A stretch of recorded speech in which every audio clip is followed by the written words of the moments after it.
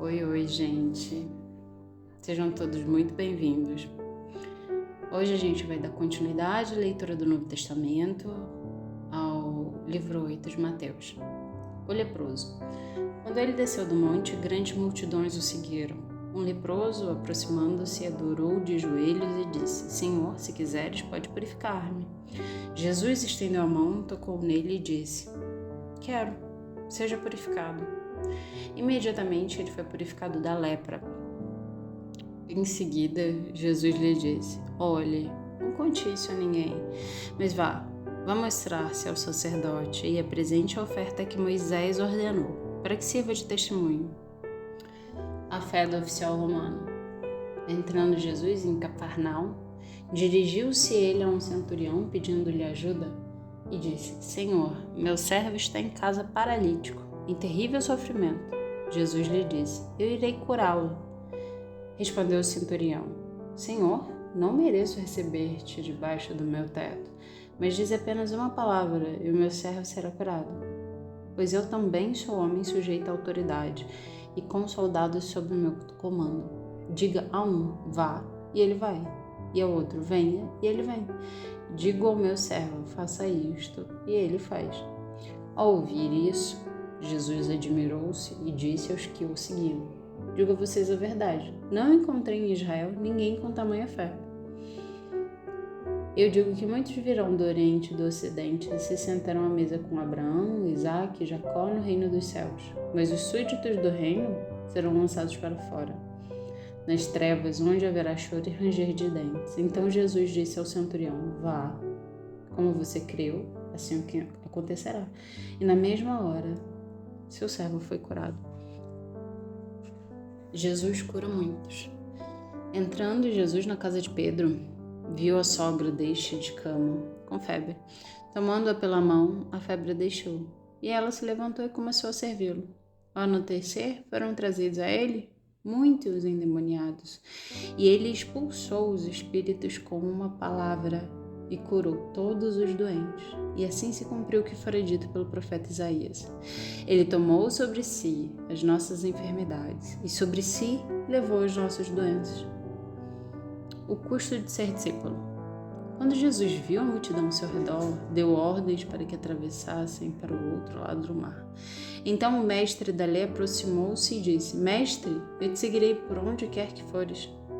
Jesus respondeu: As raposas têm suas tocas e as aves do céu têm seus ninhos, mas o Filho do Homem não tem onde repousar a cabeça.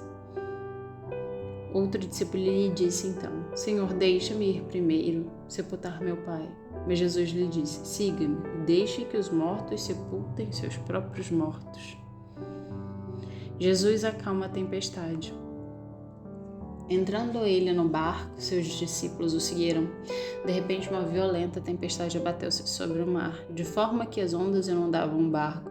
Jesus, porém, dormia. Os discípulos foram acordá-lo, clamando: Senhor, salva-nos, vamos morrer. Ele perguntou: Por que vocês estão com tanto medo, homens de pequena fé? Ele, então, se levantou e repreendeu os ventos, o mar, e fez-se a completa bonança. Os homens ficaram perplexos e perguntaram: Quem é este que até os ventos e o mar lhe obedecem? A cura dos endemoniados. Quando ele chegou ao outro lado, a região dos Gadarenos, foram ao seu encontro 2 endemoniados, que vinham dos sepulcros. Eles eram tão violentos que ninguém podia passar por aquele caminho. Então eles gritaram: Que querem conosco, filhos de Deus? Vieste aqui para nos atormentar antes do devido tempo? A certa distância deles estava pastando uma grande manada de porcos. Os endemoniados imploraram a Jesus: Se nos expulsas, manda-nos entrar naquela manada de porcos. E ele lhes disse: Vão. Eles saíram e entraram nos porcos. E toda a manada atirou-se ao precipício abaixo, em direção ao mar, e morreu afogada. Os que cuidavam dos porcos fugiram, foram à cidade e contaram tudo, inclusive o que acontecera aos endemoniados. Toda a cidade saiu ao encontro de Jesus, e quando o viram, suplicaram-lhe para que saísse do território deles. Mateus 9. Jesus cura o paralítico. Entrando Jesus num barco, atravessou o mar e foi para sua cidade. Alguns homens trouxeram-lhe um paralítico deitado em sua maca. Vendo a fé que eles tinham, Jesus disse ao paralítico: "Tenha bom ânimo, filho. Seus pecados estão perdoados." Diante disso, alguns mestres da lei disseram-se a si mesmos: "Este homem está blasfemando." Conhecendo Jesus, seus pensamentos, disse-lhes: "Por que vocês pensam maldosamente em seu coração? Que é mais fácil dizer: os seus pecados estão perdoados? Ou levanta-te e anda-te? Mas para que vocês saibam que o Filho do Homem tem na terra autoridade para perdoar pecados, disse ao paralítico: levante-se, pegue a sua maca e vá para casa." E ele se levantou e foi. Vendo isso, a multidão ficou cheia de temor e glorificou a Deus, que dera tal autoridade aos homens. A chamada de Mateus.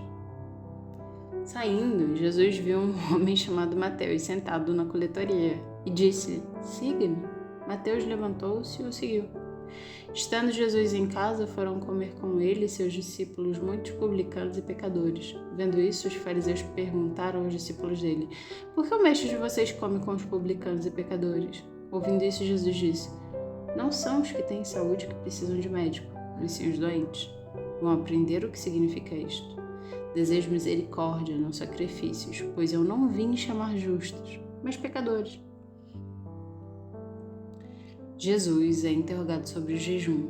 Então os discípulos de João vieram perguntar-lhe por que nós e os fariseus jejuamos, mas os teus discípulos não. Jesus respondeu: "Como podem os convidados da noiva ficar de luto enquanto o noivo está com eles? Virão os dias quando o noivo lhes será tirado, então jejuarão. Ninguém põe remendo de pano novo em roupa velha, pois o remendo forçará a roupa, tornando pior o rasgo.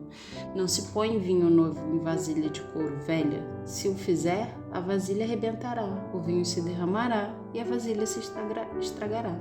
Ao contrário, põe-se vinho novo em vasilha de couro nova, e ambos se conservam."